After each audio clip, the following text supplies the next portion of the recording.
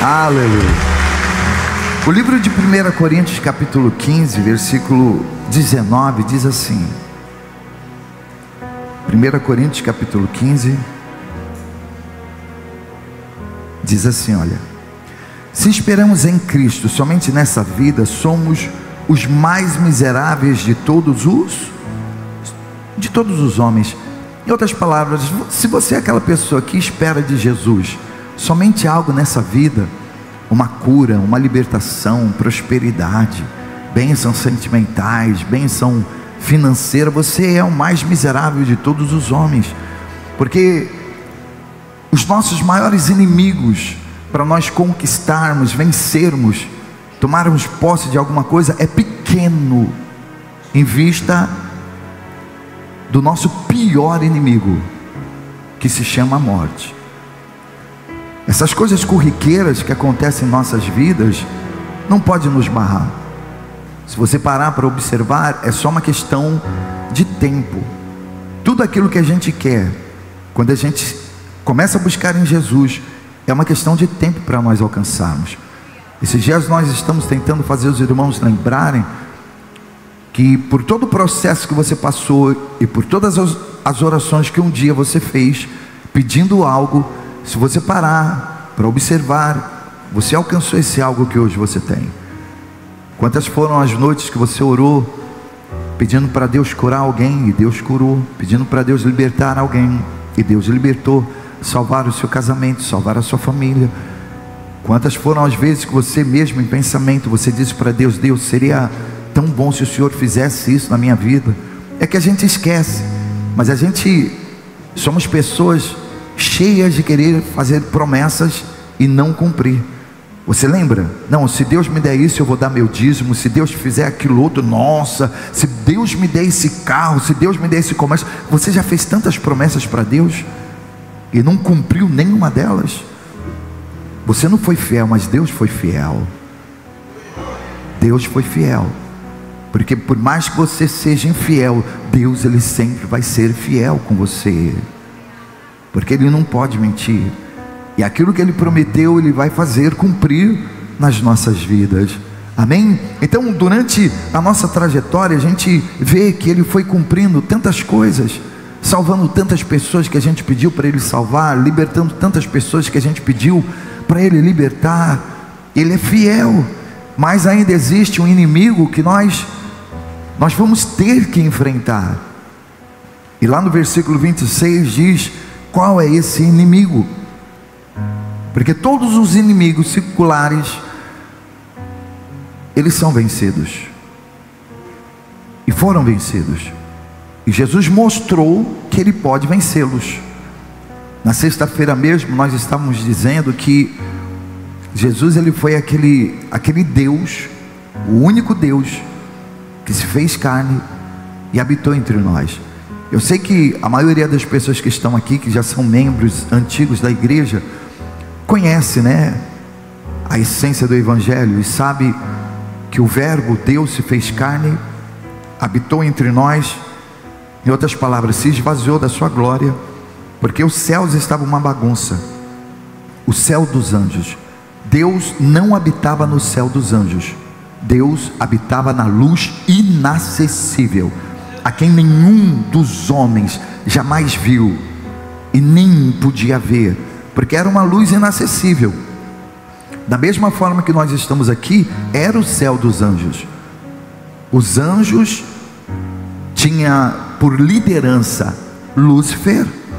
Lúcifer tomava conta dos céus e da terra, e acima de Lúcifer havia o trono, tanto que ele dizia: eu subirei acima das mais altas nuvens. Ora, então no céu dos anjos existem nuvens? Existem nuvens. Existem ruas? Existem ruas. Existem praças? Existem praças. Existe mar? Existe mar. Isso daqui, gente, é uma cópia do mundo espiritual. Tudo que existe aqui existe no mundo espiritual. Basta você ler a Bíblia com atenção, você vai ver que lá existem rios, lagos, praças, árvores, frutos. Existe uma luz que brilha incessantemente. Lá não tem noite, só é dia, casas, moradas, mansões. Então, esse mundo é um rascunho daquilo que existe lá no céu. E acima desse céu espiritual, existe o céu de Deus. Lugar inacessível. Mas quando ele olha lá do céu, ele tenta congregar aquilo que havia descongregado. Os céus estava descongregado. Se você acha que o mundo hoje é uma bagunça, o céu também estava essa bagunça, totalmente descongregado. Para você ter uma ideia, o diabo, Satanás, subia lá no céu para trocar ideia com Lúcifer. Bispo, mas Lúcifer não é o diabo. Lúcifer é o nome dele, mas abaixo dele existem seus asseclas, né? Existem os anjos que caíram com ele, aquela corja, né? O presidente e a sua corja se reuniam lá em cima, e eles se reuniam para fazer o quê? Fazer o mal para os homens aqui na terra. Então era uma bagunça, tanto nos céus como na terra.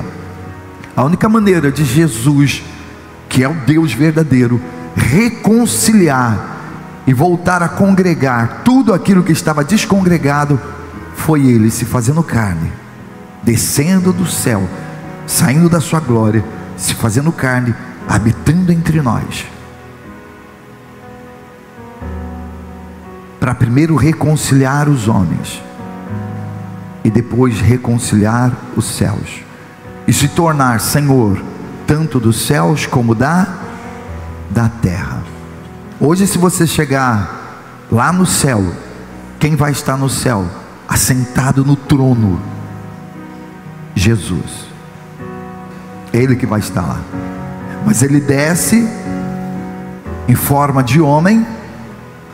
Ele não usurpa o ser igual a Deus, ou seja, não usa o título dele de Deus, mas ele se torna homem para mostrar que mesmo em forma de homem, se você tiver o Espírito Santo, obras maiores você fará, porque foi o que ele disse: olha, eu vou dar para vocês o meu Espírito, para que vocês venham fazer obras até maiores do que aquelas que eu fiz, para que vocês venham entender que todas as coisas se subordinam ou vão se subordinar à autoridade do meu poder, da minha palavra. Quem tem o Espírito Santo tem a palavra de Deus dentro de si. E assim como Jesus, olha que coisa interessante, assim como todas as coisas se submetiam a Jesus, hoje, em relação àqueles que têm o Espírito Santo, todas as coisas têm que se submeter a você também. E parece uma loucura, mas quando Jesus ele falava com o vento obedecia. Ah, mas é algo inanimado. Não, tudo é vivo, gente. Tudo é movido pela força e pelo poder do Espírito Santo. As pessoas dizem: ah, tudo é movido pelo poder do cosmo. Não, não, tudo é movido pela energia do poder de Deus. Deus é energia pura, Deus é luz. É como eu digo para vocês, essa lâmpada aqui, ó, está saindo trilhões, bilhões, quatrilhões de elétrons, de prótons, para tentar nos iluminar. Inclusive essa daqui, ó, abaixa ela um pouco, Laurinei. Essas daqui da frente, ó. Ó, vai abaixando, abaixa, abaixa, vai iluminando. Ó, dá o máximo dela.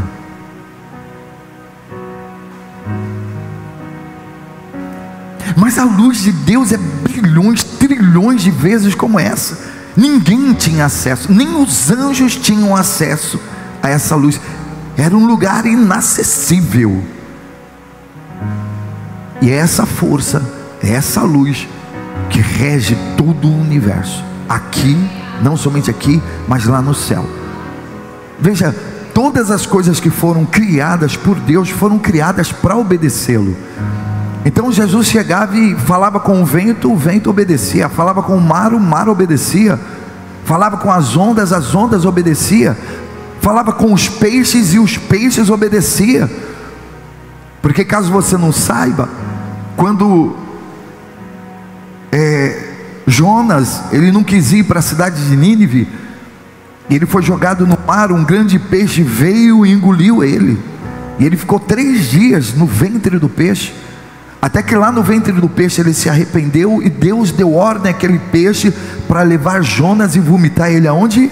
Na cidade de Nínive. Os peixes do mar obedecem à voz de Deus, os pássaros do céu obedecem à vontade de Deus, o sol obedece à vontade de Deus, porque quando Josué orou, o sol parou, quando Josué orou, a lua se deteve, quando Deus fala com as estrelas obedecem, Ele chama as estrelas pelo nome e as estrelas lhe obedecem.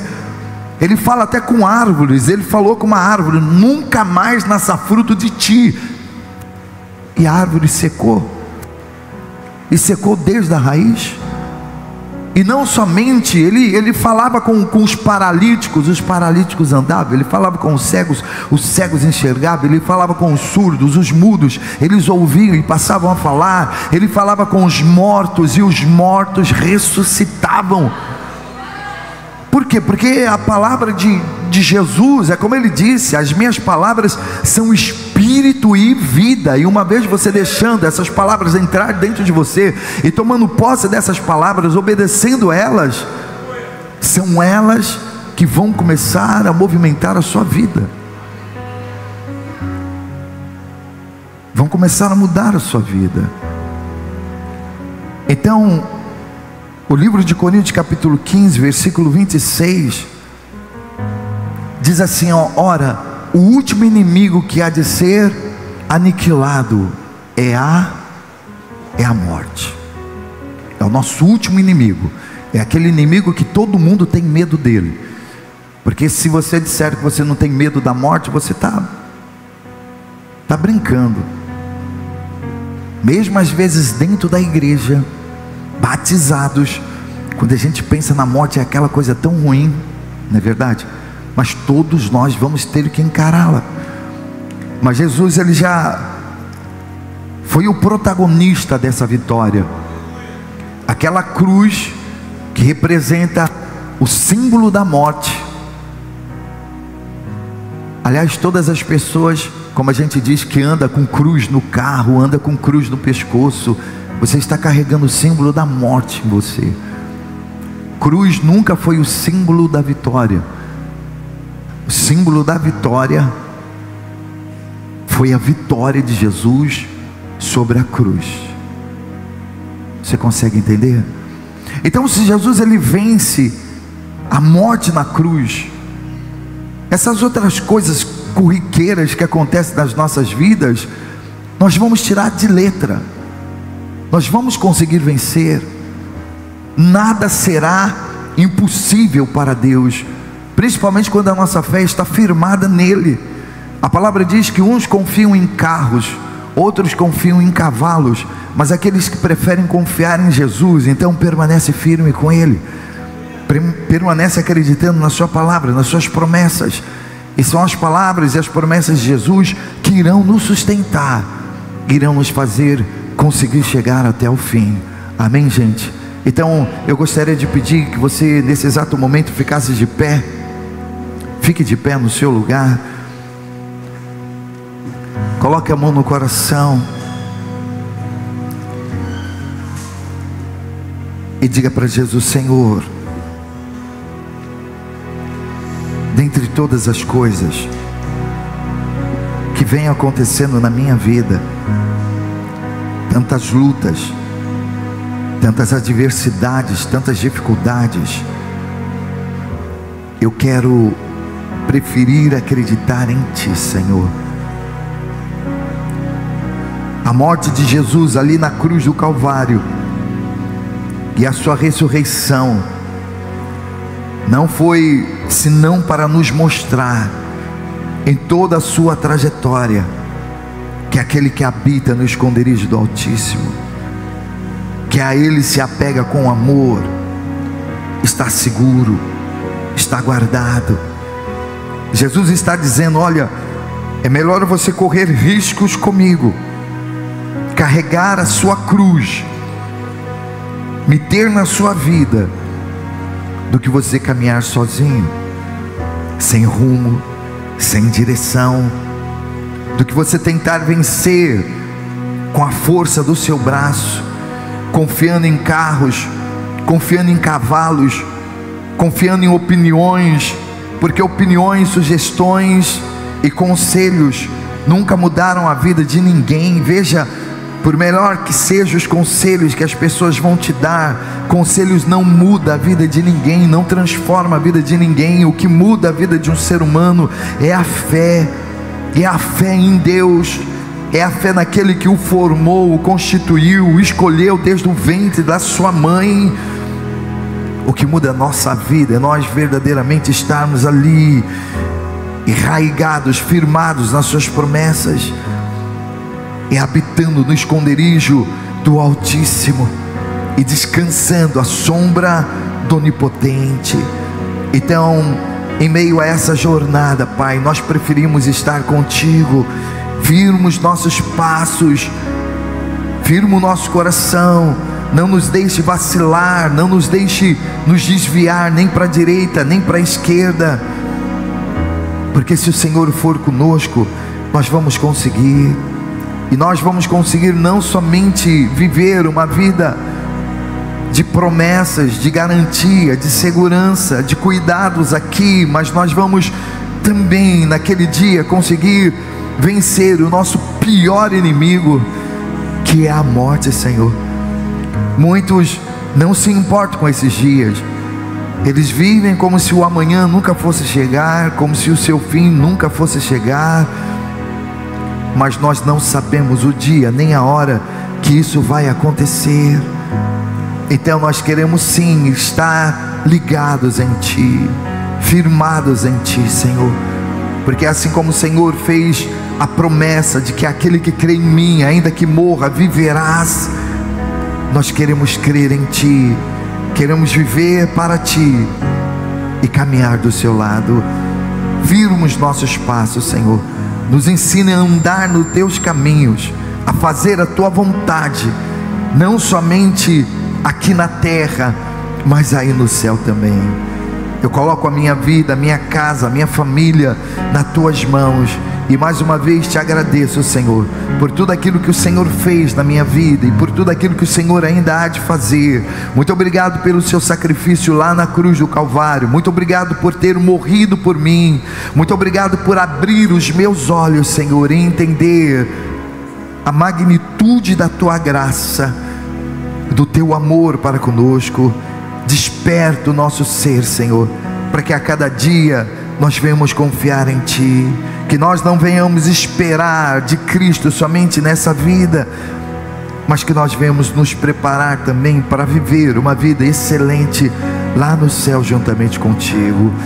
Eu coloco a minha casa, a minha família, a vida dos meus irmãos, dos obreiros, dos pastores, dos cooperadores nas Tuas mãos, Senhor, para vivermos o novo, vivermos o extraordinário de Deus nas nossas vidas, em nome de Jesus. E que todos digam assim seja. Amém, amém, graças a Deus.